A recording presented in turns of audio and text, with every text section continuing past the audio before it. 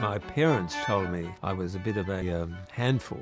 As I grew up, I was always saying to Mother, what can I do now? And she did have a hyperactive child on her hands.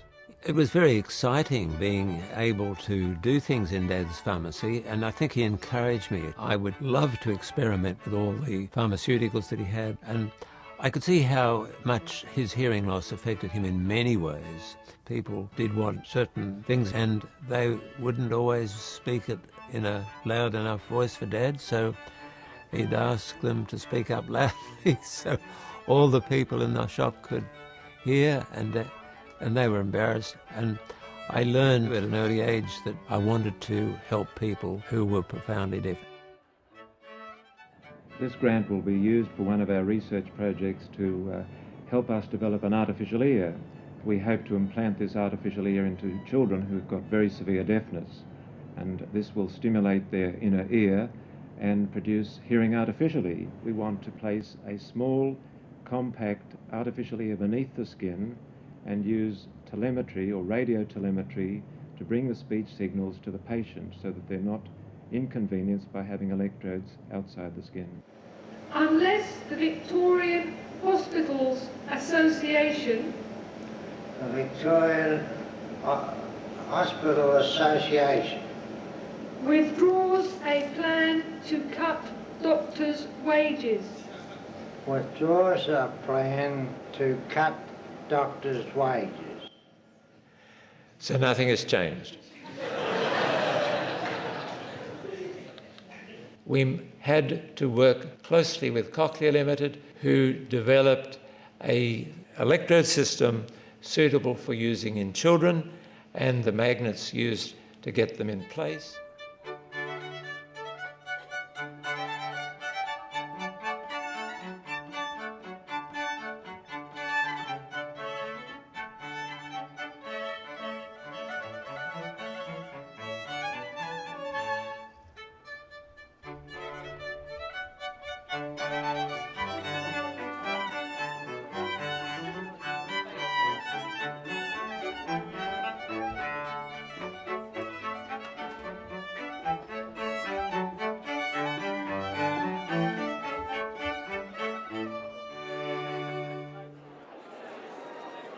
It is my ambition to live a full life and make positive contributions to the world, just like what Professor Graeme Clark has done. It is with my deepest, heartfelt gratitude and admiration for Professor Clark that I share with you today some of my personal experiences with my bionic ears. This invention has given deaf people worldwide a priceless gift, the ability to hear. I am sure this gift will continue to change the lives of people all over the world, because it sure has changed mine. Without my bionic ears, I would never be where I am today. At the age of 36, one ear went completely deaf, and I spent the next 10 years feeling constantly humiliated by not being able to hear what people said. And then a miracle of sorts occurred. I received my first cochlear implant in the ear that had gone deaf. And within 6 to 12 months, I could talk on the telephone. I could listen to the radio in the car. I could have a conversation in the car, even in the dark. And I could repeat the exact price of the gold and silver and the copper and the nickel.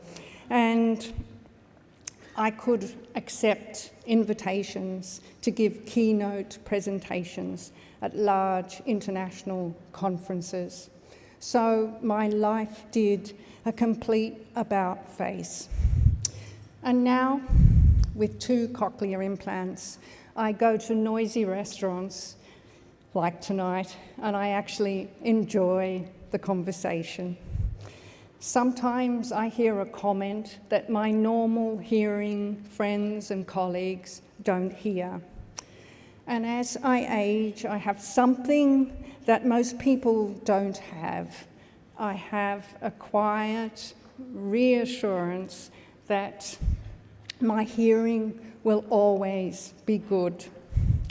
And as I age, I can expect my vision to fail, and my heart and my kidneys and my beta cells and my brain, which is already beginning to deteriorate, but not my hearing. And I have Professor Graeme Clark to thank for all that. But how do you thank someone who's given you back something unbelievably precious, which is this ability to have a spoken conversation with someone you love that makes us human? So it gives us our personality, it gives us our unique ability to be ourselves. So honestly, when I try to say thank you to Graeme Clark, words always fail me. So I could say thank you 1,000 times and it would not suffice. Thank you tonight.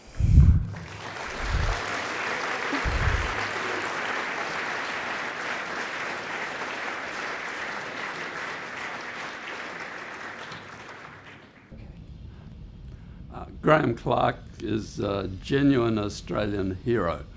We all talk about applying biomedical research and developing commercial opportunities from biomedical research, but Graeme Clark and his colleagues actually did it.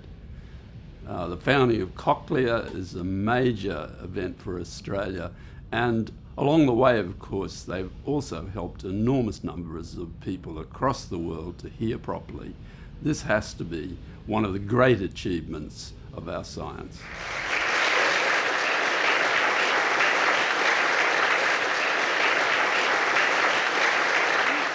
I would like to give this memento to Professor Clark in gratitude for his passion, dedication and important contributions in making one of the most successful medical inventions of our time. Thank you with the bottom of my heart. Thanks, Jackie. Thanks very much. No worries. Thank you. This, for those of you who can see, could be representing the human cochlea, but I now think it's probably a synthetic genome. Congratulations. Thank you very much. Thank you.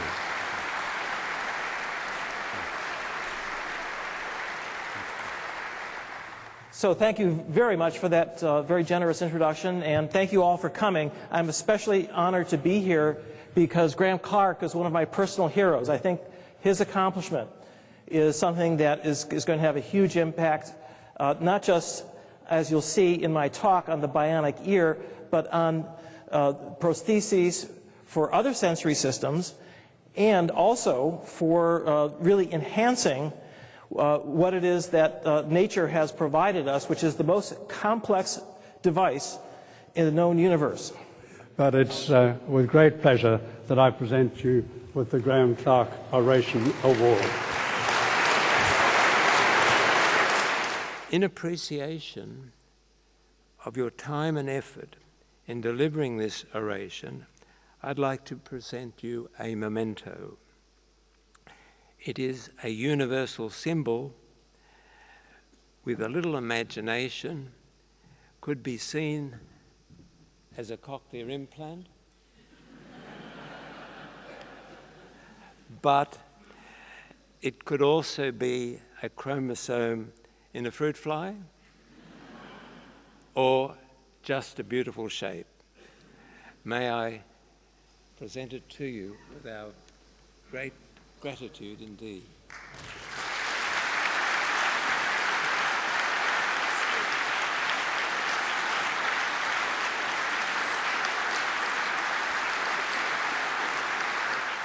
Could I invite you to please accept this trophy in appreciation for inspiring us, and I hope that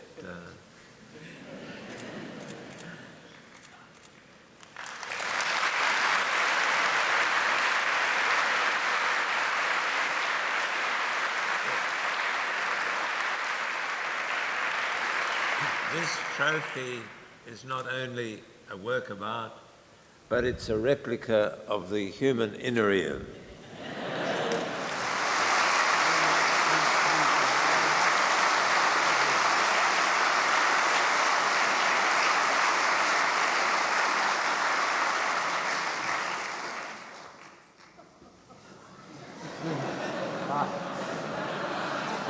Surprise. This is a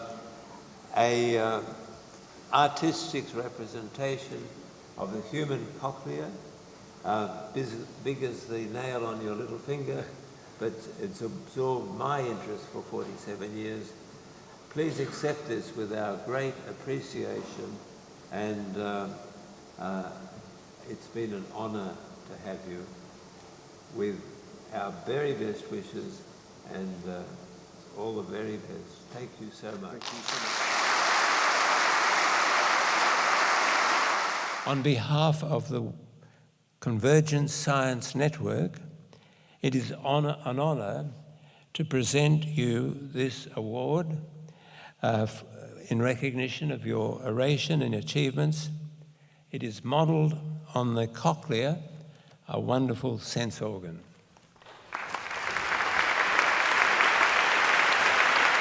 Not to show it off, shall we?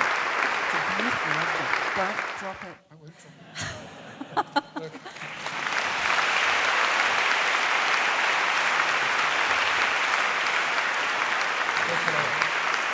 Please accept this memento which we have in appreciation for your wonderful address and for coming all this way.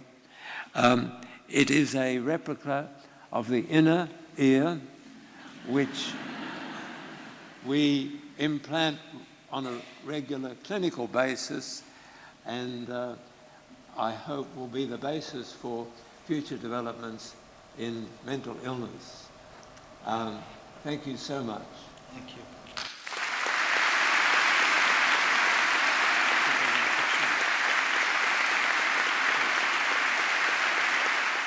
To show our appreciation to Professor Barmas for his time and effort in delivering this 2017 oration, and our admiration for his achievements, I would like to present him this memento.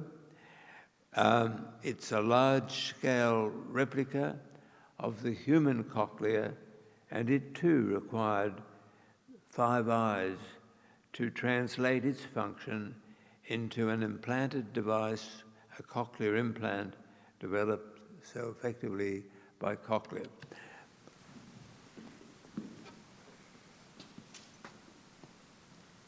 With our very best wishes. Thank you. And congratulations.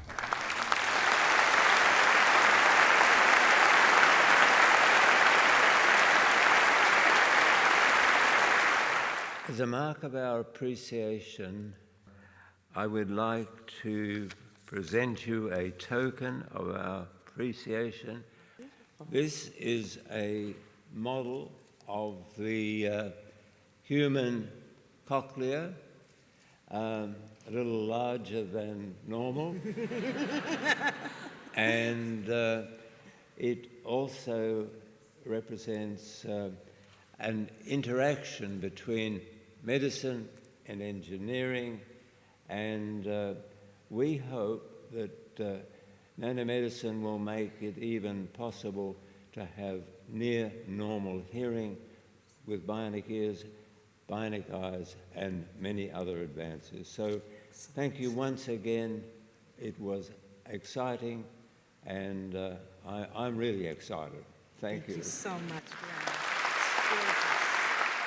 As a mark of our appreciation, I would like to join with Professor Mark Cook to present you with a symbol of our appreciation. It's somewhere here. Thank you. This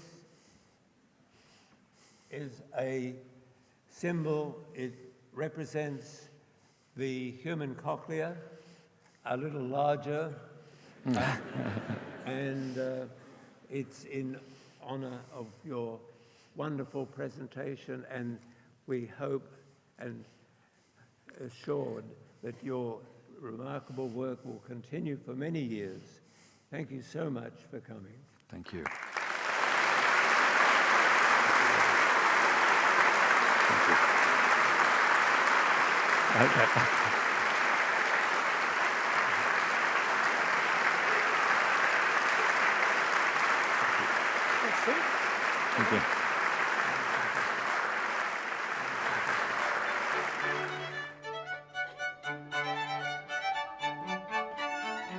Happy birthday, Graeme.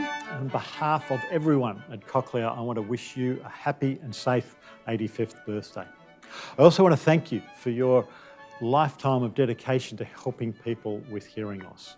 It's your drive and your ingenuity has helped hundreds of thousands of people around the world either hear for the first time or regain their hearing. And just the impact on those people, on the change in their lives and their families, the communities in which they live, has been incredible. So Graeme, you're an inspiration to all of us at Cochlear, and we hope that we can continue your dream of helping people right around the world hear better with cochlear implants. I'm sorry we're not able to be with you at this time, but we hope that you're staying safe and that in future we can celebrate your 85th birthday with you. Thank you.